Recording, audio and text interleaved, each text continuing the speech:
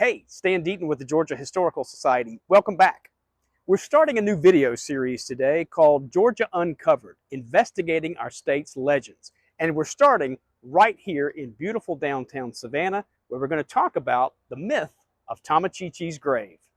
So joining me here today to talk about the legend of Tomochichi and where he's buried and how his gravesite has changed over the years is an expert on Savannah's architecture, Dr. Robin Williams. Robin is the chair of the Architectural History Department at the Savannah College of Art and Design. Robin, thanks for joining me today. Well, my pleasure. It's always great to talk about Savannah and Tomochichi, who has been a fascination of mine for at least 20 years as I've done research on the city, and it's hard not to encounter this amazing historical figure as one explores the downtown area, especially here in Wright Square.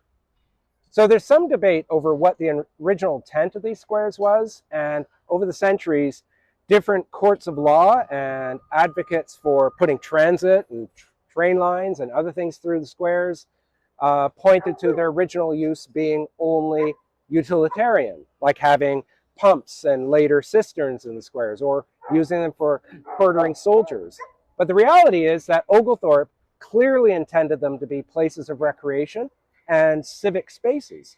And a case in point is he buried Tomochichi under a pyramid of stone in the center of Percival Square and put a sundial in the middle of Johnson Square to the north.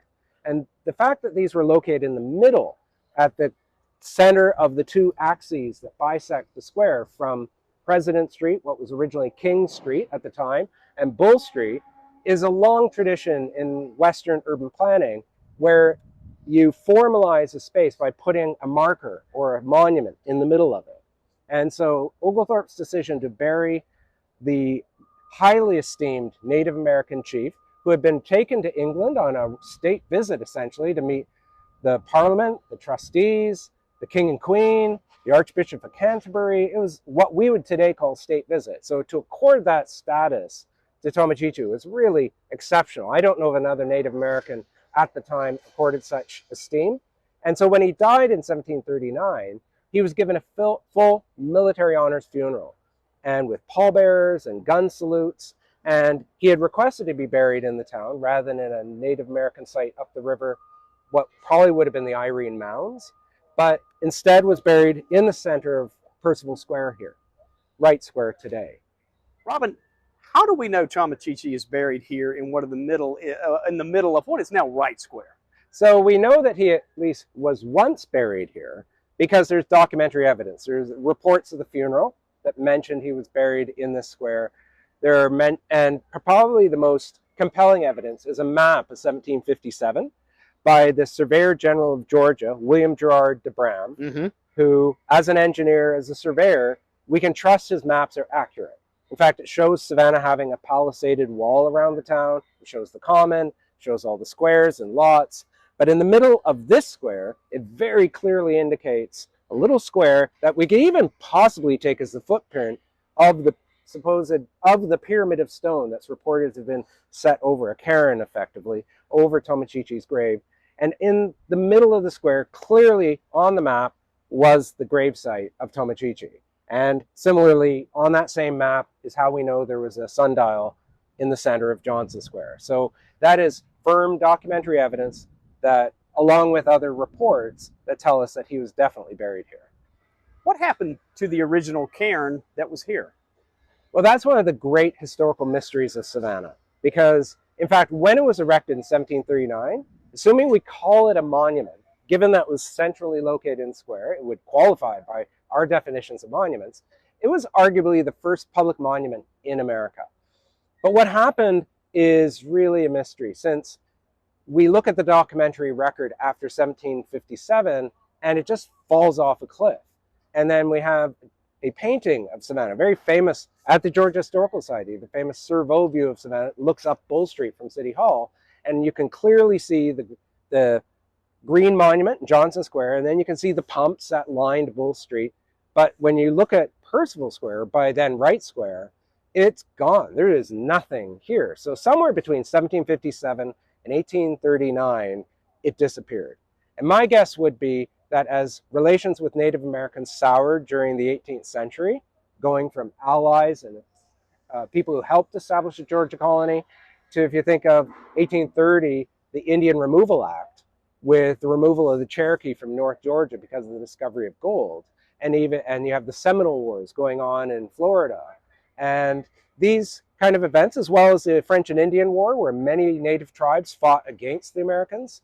So somewhere in that roughly 60, 70-year period, my guess would be that attitudes had changed negatively, and that local Savannahans removed the monument.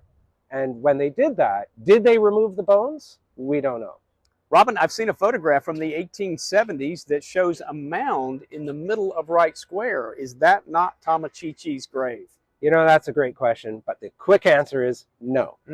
That was built in 1872 as one of 5 planned mounds called for by Alderman John Farrell on Savannah City Council.